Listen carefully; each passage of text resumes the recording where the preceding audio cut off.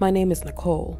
This story takes place when I was working at a local library in my hometown when I was about 24 years old. It was July 2018, and I was just hired as a librarian assistant. I had only been there a few weeks, but I already loved my job. One night I was working late, and a thunderstorm was approaching, and there was a man staring at me. I've seen him before.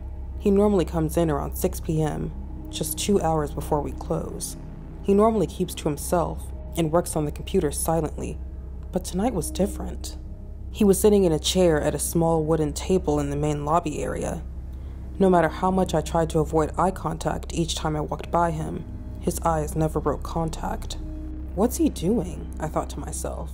He seemed to be in his late 40s, Caucasian, with scraggly brown hair, a dirty wife-beater t-shirt and filthy jeans, old brown work boots, and a green jacket. I assumed he may have been homeless and just looking to escape the oncoming storm.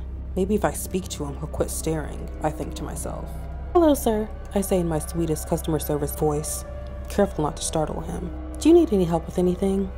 He stares at me for what seems like an eternity before finally muttering out, "No," almost in a whisper, as if he's afraid someone will hear. "Let me know if you need anything," I say as I turn and continue returning books to their shelves. As the hours passed, the rain started pouring outside, causing most of the other library patrons to leave, with only myself and my coworkers in the now nearly empty library. As I began wiping down the computers with the heavy jug of an industrial-strength cleaner, I feel a hard tap on my shoulder. As I turn around, I see a horrifying sight. It's the homeless man from earlier. He smiles with a mostly toothless grin. The teeth he does have are stained brown and cracked from what I assume was years of heavy drug use and hard living.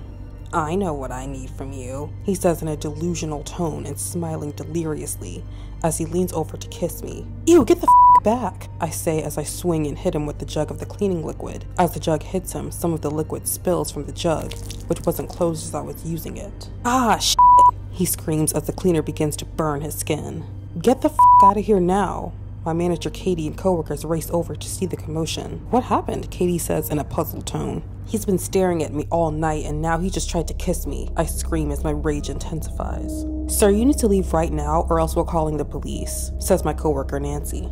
Fine, I'm leaving," he says in a docile voice, quickly gathering his belongings and exiting the library. About 30 minutes before we closed, Katie says, "Hey, since it's storming outside, check for any other patrons and go ahead and head home."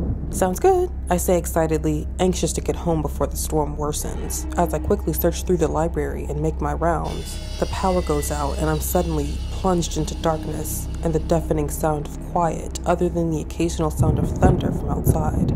I use the flashlight from my phone to continue making my way around. "Hey Nicole," Katie says, "you can go ahead and head out. I'll lock up." "Alrighty," I yell to her in the darkness. Using the flashlight from my phone, I head to the back to gather my things. Just then, I hear a quiet moan just a few feet behind me. Before I have the chance to turn around and shine my light on it, something grabs me, and I drop my phone. "Don't scream, bitch, or you're dead." With the light from his flashlight, he begins pulling me to the back of the library with a death grip on my wrist. "Okay," I whisper obediently, fearing any wrong move could further agitate him. He slowly walked me over to the exit where the moonlight was faintly peering in from the glass windows and door. Just as he pulled me near the door and reached out to open it, thunder roars